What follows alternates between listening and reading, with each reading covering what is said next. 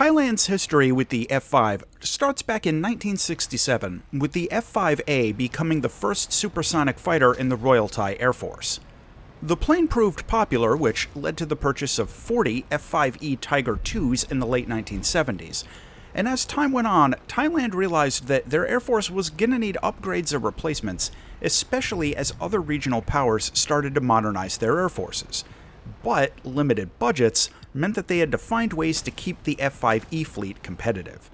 Even as the F-16 was introduced, the F-5 was still an important component of Thailand's air defense posture, and plans were made to upgrade the jets. It took quite a while to find a technology partner that could deliver a useful upgrade package at a reasonable cost, and in the late 1990s, Elbit Systems was contracted to provide the first capability upgrade package, the FCU. And this program gained a bit of a new sense of urgency after a potential Thai purchase of the F-18 fell through.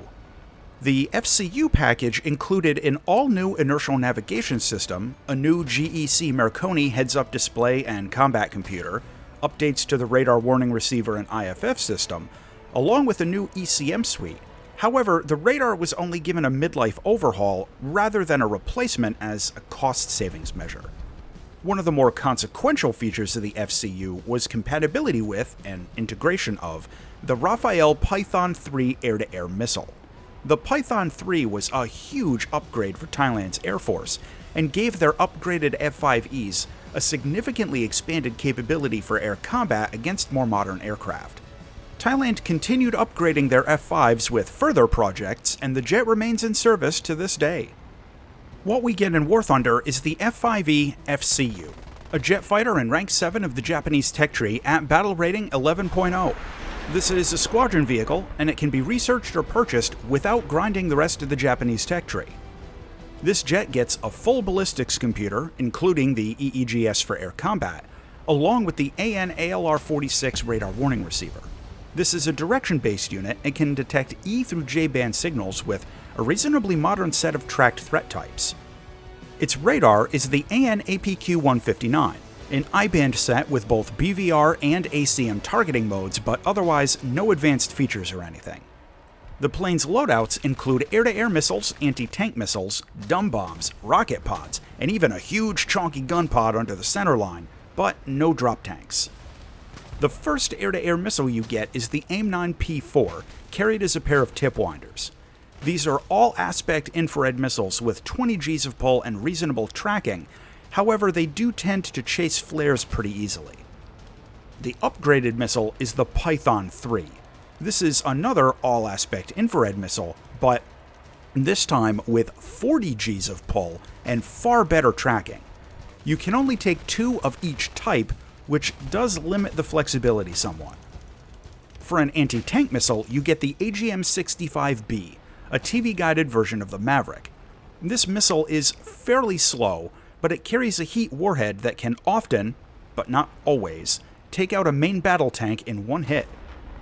The in-game flight performance of this jet is, no surprise really, pretty similar to other F-5E versions that we have in the game. It's got mostly adequate engine power and is supersonic at low levels, but its top-end speed isn't quite as high as some comparable jets. The good news is that this doesn't end up mattering too often, but its only average acceleration means that people can occasionally get the jump on you, and if somebody wants to run, they'll usually get away. The combat agility and overall maneuverability are near the top of the meta at this BR, but it's important to remember that the F-5E is a fairly light jet, so taking external weapons has a pretty large impact on how it flies. If you load this thing up with bombs and stuff, it's going to feel like a completely different aircraft, and even merging into a dogfight with nearly full fuel tanks will feel different than hitting the action if you're half empty.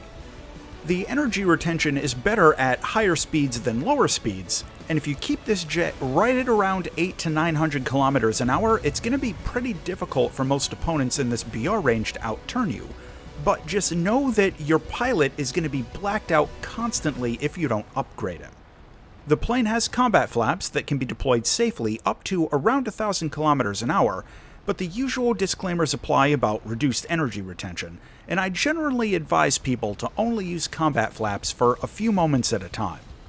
Now, it's worth mentioning that the engine power is still not a big selling point, and generally speaking, this jet is going to do much better on the horizontal axis than the vertical, and one of your best combat maneuvers against most opponents is going to be just a simple two-circle nose-to-tail rate fight.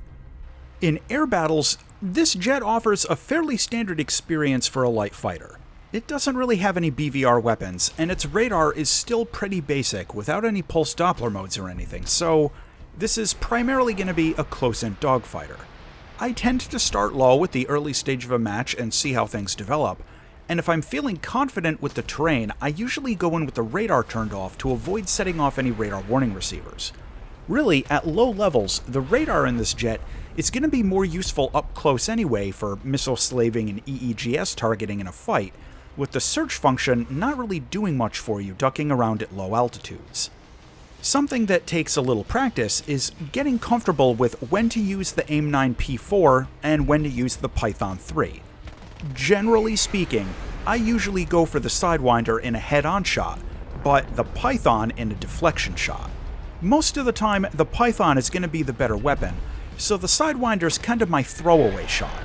Another thing I want to mention is that the pair of cannons on this jet can be a little difficult to get good solid hits with, and their firepower is kinda low compared to a lot of other similar jets, so gunfighting with this thing tends to be kinda hit or miss, pardon the expression.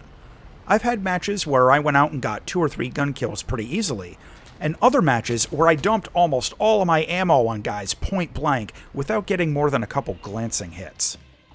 In terms of ground attack, like other F-5s, you can hit bases before going in for air combat, but just know that faster jets will usually beat you there.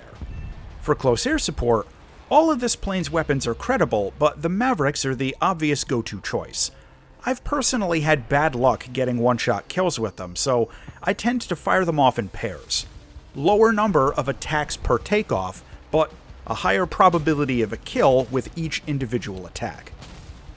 Visually, this jet looks like other models of the F-5, with the exception of that extra pair of missiles it can take, which kinda looks badass.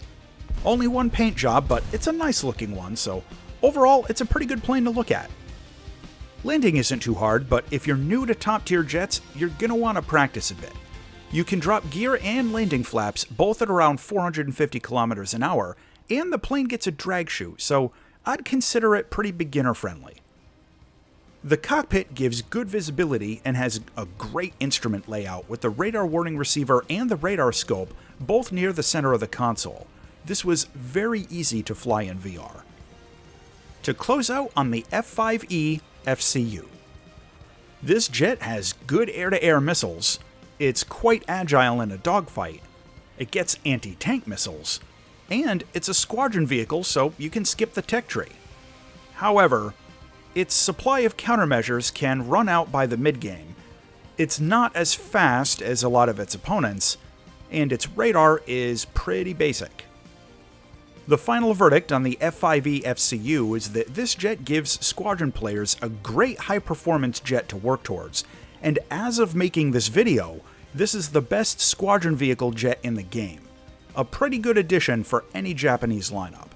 As always, thanks for watching, and if you enjoyed this video, check out this other one.